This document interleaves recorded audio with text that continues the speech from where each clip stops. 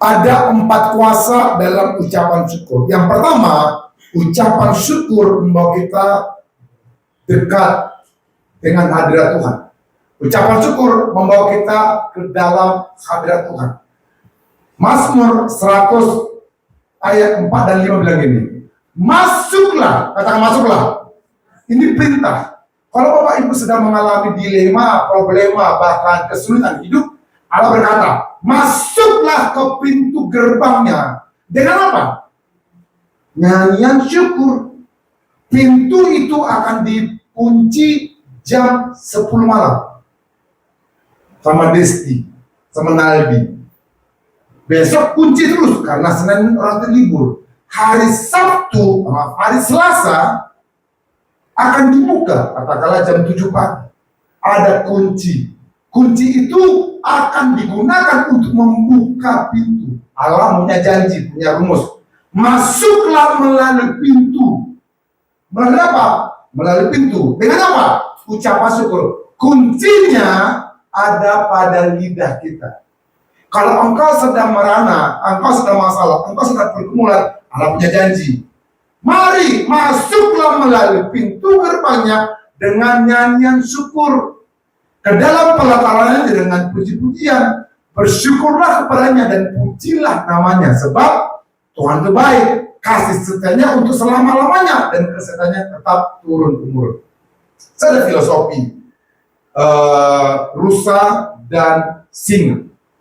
Singa kecepatannya hampir 60 km per jam, tepatnya 58 km per jam kecepatan singa. Kecepatan rusa ini edukasi 90 km per jam. Kalau secara edukasi yang paling cepat singa atau rusa adalah rusa. Kenapa? 90. Bayangkan Anda mengenai motor, Pak Charles lari motor 90, Pak Samuel 60. Yang finish pertama pasti Pak Charles karena kecepatannya lebih tinggi dari Pak Samuel. Gini Bapak Ibu.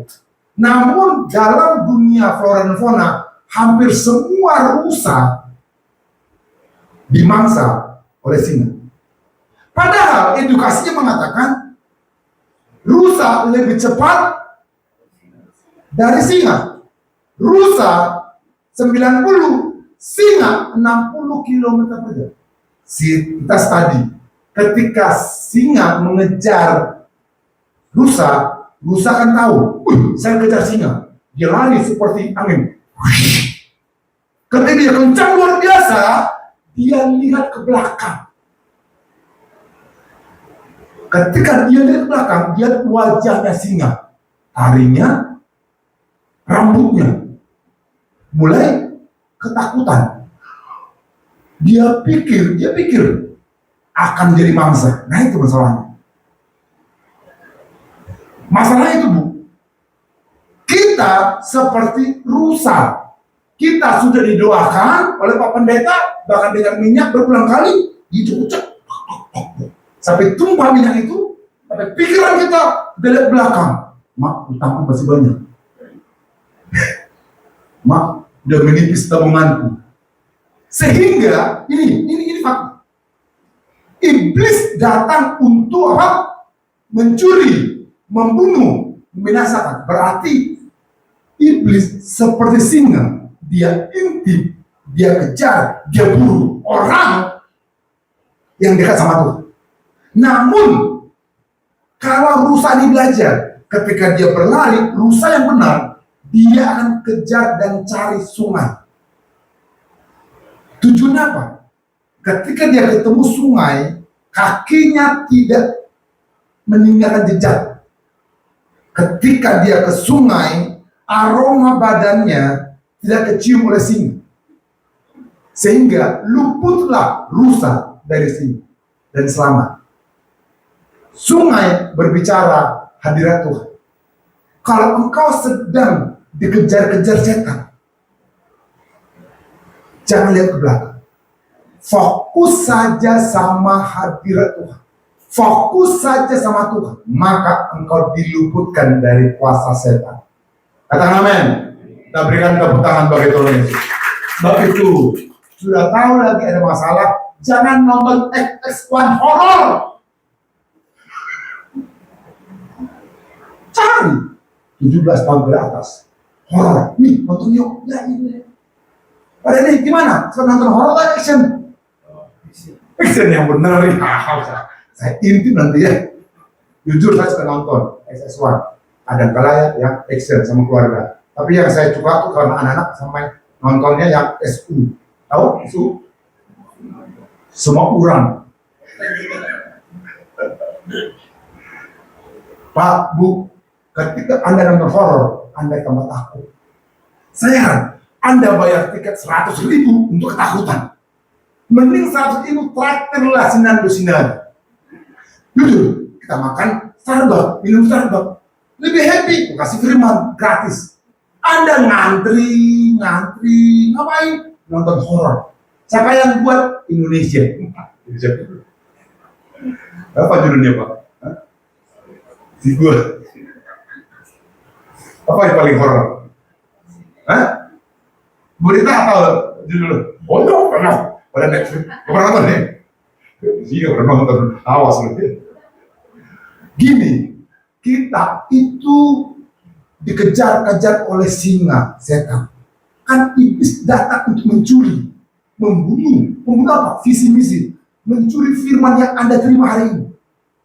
Mari hari ini fokus saja kepada firman, fokus saja kepada hadirat. Ucapan syukur itu membuka pintu ke dalam hadirat Tuhan. Ada amin? Kita berikan tepuk tangan bagi Tuhan Yesus. Yang kedua adalah ucapan syukur melahirkan pelipat gandaan. Ucapan syukur melahirkan double porsi. Katakan double porsi. Perhatikan saya. Saya dari orang sederhana. Orang yang sangat sederhana. Namun saya diizinkan Tuhan untuk mendengar firman orang tua saya. Karena saya keturunan keluarga pendeta. Opung saya pendiri gereja. Bapak saya juga gembala besar. Kemudian ketua sinode sedunia. Dan lahirlah saya. Orang tua saya mengajarkan bersyukur. Nah, ketika ini kami terapkan, Bapak Ibu, bukan karena kami pintar dan cerdas, tapi karena ucapan syukur senantiasa itu melahirkan, memproduksi pelipat gandaan. Saya baca Yohanes 6, 11, 14. Ini perihal mengenai 5 roti 2 ikan. Lalu Yesus mengambil roti itu, mengucap syukur, dan membagi-bagikannya kepada mereka yang duduk di situ. Demikian juga dibuatnya dengan ikat-ikan itu sebanyak yang mereka kehendaki.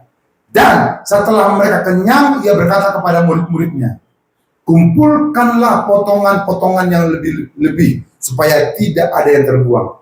Maka mereka pun mengumpulkannya dan mengisi 12 bakul penuh dengan potongan-potongan dari kelima roti jelai yang lebih setelah orang makan. Ketika orang-orang itu melihat mukjizat yang telah diadakan, mereka berkata, dia ini adalah benar-benar nabi yang akan datang ke dalam dunia. Lihat ayat 11. Lalu Yesus mengambil roti dan mengucap syukur. Katakan mengucap syukur. Katakan mauliate. Katakan thank you. Katakan gracias. Katakan kamsia. Mari miliki mental yang berterima kasih. Ketika Bapak Ibu berterima kasih, Allah berjanji, apa yang ada padamu itu akan dilipat gandakan. Apa yang ada di depanmu itu akan dilipat gandakan. Dari 5 roti 2 ikan, Allah bersyukur, Yesus bersyukur, dan 5.000 laki-laki makan kenyang. Bahkan sisa 12 bakul. Kami orang marketing mengerti ini. Untuk dapat proyek, kami punya filosofi terima kasih. Katakan terima kasih. Ada filosofi sales dan marketing. Next slide, Pak. Nah, ini ada give order. Give order. Ini marketing. Jadi kalau kami marketing, kami jalan di kantor. Ngapain? Ngajak customer. Katakanlah Mr. Smith, ngopi yuk. Kita yang bayarin, ngopi. Minggu depan, Mr. Smith, lunch bareng yuk. Di mana? Restoran ini, gift. Kami jarang ngobrolin produk di sini. Ngobrol kesehatan, ngobrol Indonesia, ngobrol politik, kadang mesti banyak baca-baca juga. Kalau enggak, sulit. Nah, ketika gift, bahkan ketika dia ulang tahun, kita kirim kado gitu ya. Kita kirim kartu nama, kita kirim kartu ucapan selamat. Gift. Ujungnya, filosofinya, order. Mr. Fernando, I send you the project. Kenapa? Filosofi, terima kasih. Tapi orang yang menerapkan minta, Pak, aku ada ini, Pak, ada asuransi. Oh, enggak, Pak. Terima ya, lari langsung di telepon aja. Minta, ujungnya fail, gagal. Nah, ini filosofi marketing. Kalau Bapak Ibu mengerti, beri. Ketika Anda belajar memberi, maka Anda akan menerima. Yang ketiga, ucapan syukur itu mengaktifkan kuasa kebangkitan. Yohanes 11:40-44. Jawab Yesus, bukankah sudah kukatakan kepadamu, jikalau engkau percaya, engkau akan melihat kemuliaan Allah. Maka mereka mengangkat batu itu. Lalu Yesus menengadah ke atas dan berkata, Bapa, aku mengucap syukur. Ya kan? Aku mengucap syukur. Padahal ini Lazarus sudah mati, tidak ada nafas, dan sudah dikafanin, sudah di liang lahat. Beberapa hari kan? Kita tahu saksinya.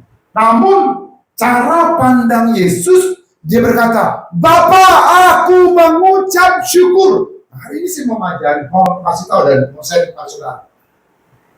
Cara kita yang pertama ketika mengalami persoalan menentukan masa depan Anda. Ketika Anda di PHK, ini apapun alasannya, jangan komplain dengan perusahaan itu, jangan komplain dengan Tuhan, jangan komplain dengan HRD. Ini kuasa mengucap syukur. Tuhan, aku bersyukur kepadamu. Lihat, ketika Anda bersyukur kepada Tuhan, karena apapun itu, maka Tuhan yang ambil alih kehidupan.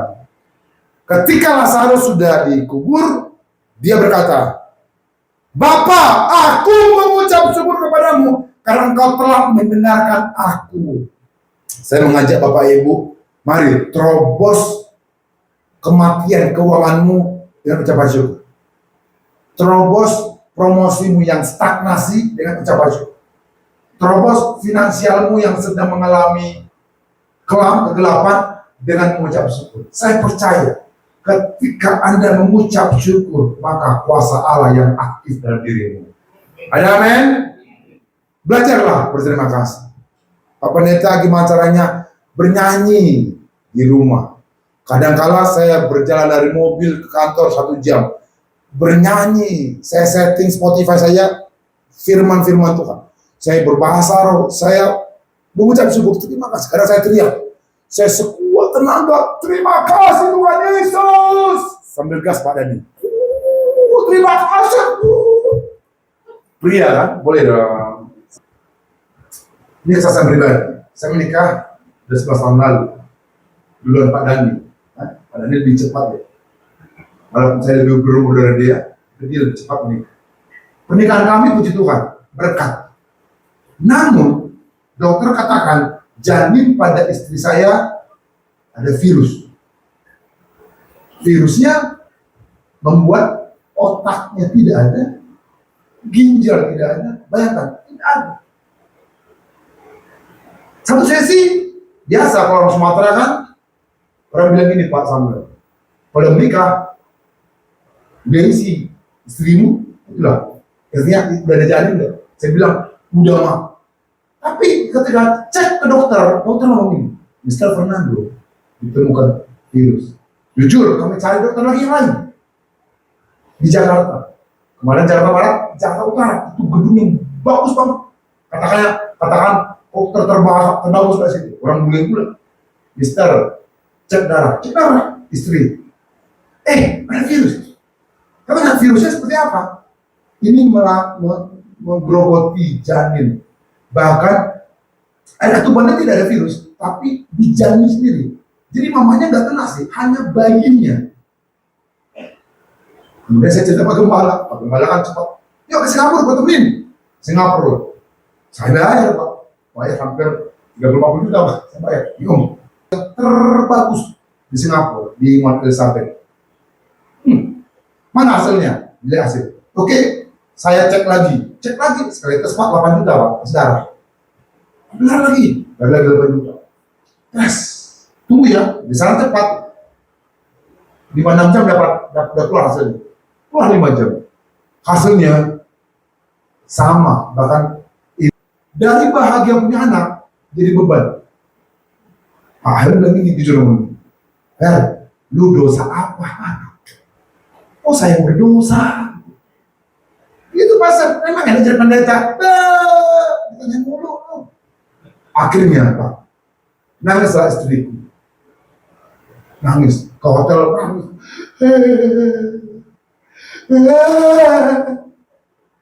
Di hotel Pak, hotel Singapura, nangis. Nangisnya nggak kaleng-kaleng. Pak ada telepon, kopi yuk. Udah, hapus air matamu. Gimana mau hapus? Udah. Pak nanya, belum tanya udah nangis pula, soalnya. Udah jangan nangis dulu. Saya mau nanya, dokter kan bilang kuret. Kalian mau kuret nggak? Kalau kuret kita perpanjang waktunya di Singapura. Kan misalnya dia ambil besoknya kan, kita standby 2-3 hari deh. Dia bilang gini, Pak Gembala, ini perut saya, bukan perut dokter ini. Saya sama suami sepakat, apapun hasilnya, kami akan ikuti. Ya udah, kesempatan dia kan. Jujur, Google lagi heboh-hebohnya. Saya cek di Google apa dampak sakit virus tersebut. Semua ada gambar cacat. Saya damai dulu dengan hati. Tuhan, kalau kau izinkan saya menerimanya. Ya, seorang pria, kalau saya rahim apa saya akan terima. Saya sampai saya semua saya. Istri nangis, kamu sepakat sama-sama, sepakat. Semakin saya lihat Google, semakin stres. Emang makin sih. Jujur, drop sekali keyakinan saya. Karena semakin lihat fakta. Seperti rusak, kecepatan 90. Ketika dia lihat ke belakang, kecepatannya terganggu. Jadi 70, 60, bahkan 40 km/jam. Sehingga singa dengan gampang meraup. Saya mulai ketakutan dengan Google. Saya berdoa, ada suara Tuhan, stop cari di Google. Ubah dengan ucapan syukur. Nah itu. Saya sudah melewati buku. Saya sudah melewati buku.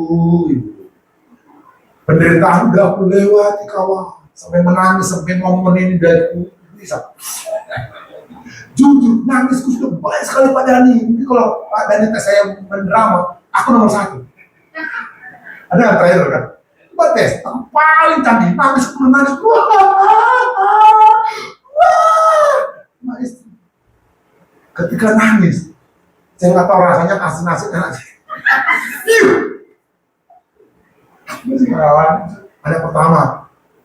Anak pertama saya. Pak Gembala tuh, kalau keyakinanmu, saya doakan. Doa kembali lagi ini, matikan virusnya. Jujur, Pak Gembala yang doa, kami yang jalanin. Kami yang jalan pacaran. Memang enak. Satu diperhadapkan dengan fakta Google, ini harus dikurang. Dokter bilang harus dikurang, mumpung belum terlalu besar. Terus setengah bulan. Dan kami sepakat dengan istri mengucap syukur. Bersyukurnya apa? Bukan karena virus. Bersyukur apapun hasilnya, kami bilang Tuhan baik. Itu gak sulit, gak gampang. Ketika ada PHK bilang syukur, itu gila. Jujur, orang gila lagi bilang terima kasih Tuhan baru ucap. Tapi ada kuasa dari ucapan syukur. Ada amin? Ini yang konsep saya. Kalau Bapak Ibu mengalami kematian, promosi, dobrak. Kan ada orang sudah belajar pintar tapi nggak naik jabatannya. Itu kan stuck. Terobos dalam ucapan syukur. Tuhan, aku berterima kasih. Ketika Anda berterima kasih, Tuhan yang bangkitkan Lazarus. Berjalan dari waktu 8-9 bulan selama perjalanan Pak Michael, saya suka nonton Marvel. Ya, nonton. Jadi nama saya kasih nama Kaleb. Kaleb itu karena dia kan gini, Daud mengalahkan satu raksasa, Kaleb mengalahkan ratusan raksasa. Itu artinya dari dia berjuang. Jadi Kaleb dalam kandungan dia menghajar tuh raksasa virus, akhirnya keluar. Dan sebelum kan mesti 9 bulan, ini 3/4 bulan lah. Kami check up lagi, pasti melahirkan minggu depan 2 minggu lagi. Dan ketika dicek, dokter mengatakan virusnya tidak ada. Berikan tepuk tangan bagi Tuhan. Karena ucapan syukur. Ketika kami bersyukur, baru menonton Pak Charles. Mau nonton di Ciputra, di Grogol. Nontonnya Marvel. Tiba-tiba istri saya bilang gini, ya, aku kayaknya udah kencing deh. Kencing apa kamu? Berembes kok. Air tuban udah mulai keluar. Kenapa? Udah mau buru-buru dia keluar. Karena dokter bilang, udah keluar, tapi oke. Masih bertahan 2 hari lagi. Lahirlah hampir 9 bulan. Saya kasih namanya Kaleb Marvel. Marvel saya Inggrisnya keajaiban. Tapi yang produksi di Indonesia Marvel. Saya tambahlah Kaleb Marvelous. Siegfried nama opungnya soalnya. Baru Sinaga. Orang Batak itu gitu kan, Sinaga. Jadi anak saya bilang gini, aku orang Batak ya. Kalau orang bully dia, kau jangan macam-macam ya, Sinaga ini gitu. Oh, Sinaga. Jadi orang takut sama dia. Nah ini kesaksian saya. Ketika kami mengalami stagnasi, kami tidak tahu apa-apa, tapi kami memaksa, mulut kami berkata, Tuhan, terima kasih. Hari ini saya mengajak Anda, apapun persoalanmu, berkatalah, Tuhan, terima kasih. Amin. Keempat, ucapan syukur menyelamatkan. Lukas 17-19 ke-10 orang kusta. Lalu Yesus berkata, bukankah ke-10 orang tadi semuanya telah menjadi takhir? Di manakah yang 9 orang itu? Tidak adakah di antara mereka yang kembali untuk memelihara Allah selain daripada orang asing ini? Lalu ia berkata kepada mereka, orang itu, berdirilah dan pergilah, imanmu telah menyelamatkan engkau. Bapak Ibu tahu ini, ada 10 orang kusta yang diasingkan. Kusta itu bahaya, ketika kena jarinya, maka jarinya akan hilang, kakinya akan hilang. Dulu tidak ada obat, dan diasingkan, dianggap orang yang terkutuk, dan mereka mengalami dilema yang luar biasa. Suatu ketika Yesus melewati daerahnya, mereka berteriak, Yesus, ada Daud, tahirkanlah kami. Tuhan lihat, Tuhan tahirkan dia, sembuhlah engkau. Dan sembuhlah mereka. Ketika mereka sembuh, mereka pulang. 1 dari 10 itu kembali kepada Yesus dan bersyukur. Pak, Bu, jangan bangga Anda 7 kali ibadah. Halo, jangan bangga 7 kali ke gereja Pak setiap minggu. Kalau tidak ada ucapan syukur. Lihat, 9-nya sembuh, 9-nya mengalami mukjizat, 9-nya mengalami keajaiban.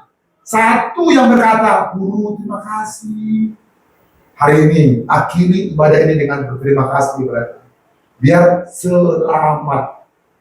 Sorga itu dipenuhi orang yang bersyukur. Sorga dipenuhi orang yang berterima kasih. Saya berdoa seluruh jemaat bersyukur. Amin. Kesimpulan, ada 4 kuasa untuk ucapan syukur. Yang pertama, membawa kita dekat dengan hadirat Tuhan. Yang kedua, melahirkan penlipat gandaan. Pak, Bu, mulai hari-harimu dengan ucapan syukur. Saya berdoa, gajimu yang 5 juta, tahun depan 10 juta. Tepuk tangan bagi Tuhan Yesus. Yang belum punya perusahaan, punya perusahaan. Yang 5 proyek setiap bulan, jadi 10 proyek setiap bulan. Tepuk tangan bagi Tuhan Yesus. Haleluya! Saya suka ini. Saya suka tantangan, saya suka kesempatan, saya suka berkat. Yang ketiga, mengaktifkan kuasa kebangkitan. Yang terakhir, menyelamatkan. Ayat terakhir saya baca untuk Anda. Roma 4, 18, 21. Roma 4, 18, 21. Sebab sekalipun tidak ada dasar untuk berharap, namun Abraham berharap juga dan percaya bahwa ia akan menjadi bapa banyak bangsa menurut yang telah difirmankan. Demikianlah banyaknya nanti keturunanmu. 19. Imannya tidak menjadi lemah.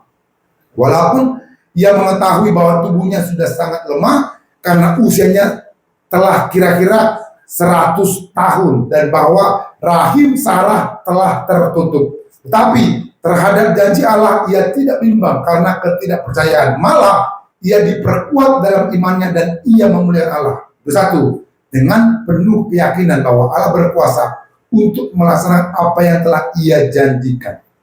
Abraham, Sarah mendapatkan janji.